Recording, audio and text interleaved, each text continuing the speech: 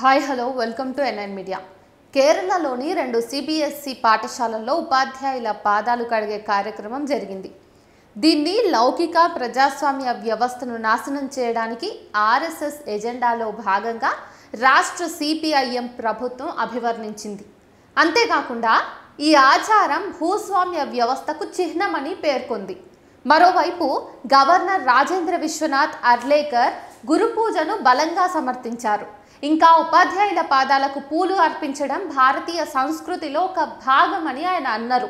Kerala governor Rajendra Vishwanath Arlekar ఆదివారం అంటే July 13వ తేదీన గురు పూజ ఆచారాన్ని సమర్థించారు.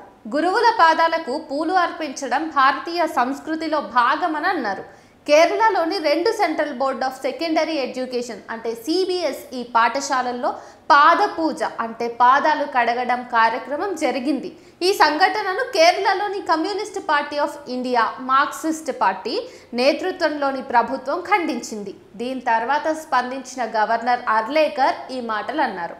అయితే ఈ నేపథ్యంలో రాష్ట్ర ప్రభుత్వం సంబంధిత పాఠశాలల యాజమాన్యం నుంచి వివరణను కోరింది. వార్తా సంస్థ పీటీఐ రిపోర్టు ప్రకారం చూస్తే ఈ సంఘటన మీద రాష్ట్ర ప్రభుత్వ విమర్శలను ఉద్దేశించి గవర్నర్ అర్లేకర్ సందేహాన్ని వ్యక్తం చేశారు. ఈ వ్యక్తులు ఏ సంస్కృతి నుంచి వచ్చారో నాకు అర్థం కావడం లేదని ఆయన అన్నారు. కేరళలోని బలరామపురంలో బాలగోకులం అనే మితవాద సంస్థ ఒక కార్యక్రమాన్ని నిర్వహించింది. అయితే ఈ కార్యక్రమంలో అర్లేకర్ పాల్గొని మాట్లాడారు. గురు పూజ మన సంస్కృతిలో భాగం. ఇందులో మనం మన గురువుల పాదాలకు పూజలను అర్పిస్తాం. కానీ కొందరు దీని మీద తీవ్ర అసంతృప్తిని, అభ్యంతరాన్ని వ్యక్తం చేస్తున్నారు. వాళ్ళు అసలు ఏ సంస్కృతికి సంబంధించిన వారో నాకు అర్థం కావడం లేదు. ఒకవేళ మనం మన సంస్కృతిని మర్చిపోతే మనల్ని మనం మర్చిపోతాము. అప్పుడు మనం ఈ ప్రపంచంలో ఎటూ కాకుండా పోతాము అని ఆయన అన్నారు. పదవీ విరమణ పొందిన ఉపాధ్యాయుల పాదాలను కడిగించిన ఘటనపై వచ్చిన వార్తా కథనాల మీద కేరళ విద్యాశాఖ మంత్రి వి శివన్కుట్టి ఆశ్చర్యాన్ని వ్యక్తం చేశారు. ఈ చర్యలను ఖండించదగినవి అని చెప్పేసి ప్రజాస్వామ్య విలువలకు వ్యతిరేకమైనవిగా ఆయన అభివర్ణించారు. ఈ వ్యవహారాన్ని ఉద్దేశించి సిపిఐఎం రాష్ట్ర కార్యదర్శి ఎంవి గోవిందన్ కూడా విమర్శించారు. దీన్ని ప్రత్యేకించి కేరళ లౌకికత్వ ప్రజాస్వామ్య విలువలకు నష్టం చేసే ఆర్ఎస్ఎస్ ఎజెండాలో భాగమని తెలియజేశారు.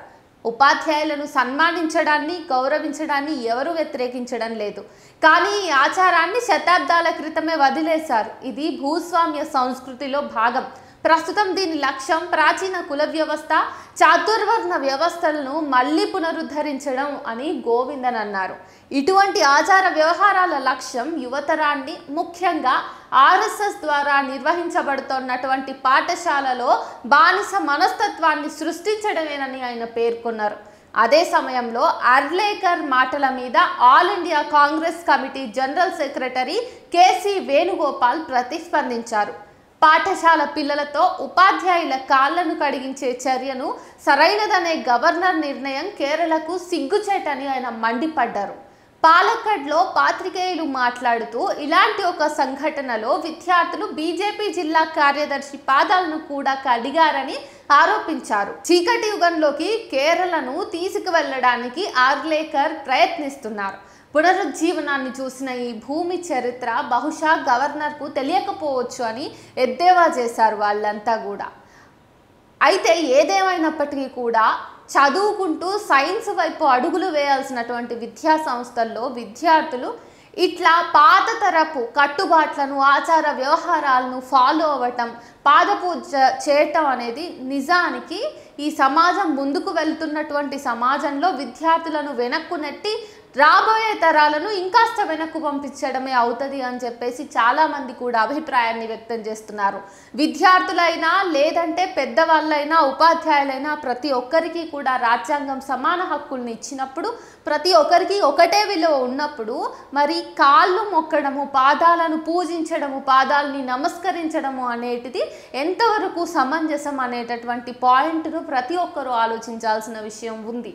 కేవలం పిల్లలు విద్యార్థులైనంత చేత, పిల్లలు చిన్న వయస్సు అయినంత చేత, పిల్లలకు అనుభవం లేదు అనేటటువంటి కారణం చేత పిల్లలకు హక్కులుండవు, పిల్లలు మనకి మోకరిల్లాలి, మనకు బానిసలుగా ఉండొచ్చు అనేటటువంటి ఆలోచన విధానాన్ని పెద్దలు కానీ, తల్లిదండ్రులు కానీ, ఉపాధ్యాయులు కానీ, సంఘంలో ఉన్నటువంటి మేధావులు కానీ, ఇతర జీవులు కూడా ఈ విషయాన్ని కాస్త దృష్టిలో ఉంచుకుంటే మంచిదని చెప్పి మనోవిజ్ఞాన శాస్త్రవేత్తలు, ముఖ్యంగా చిన్నారులను ట్రీట్ చేసేటటువంటి మానసిక శాస్త్రవేత్తలు చెప్తూ ఉన్నారు.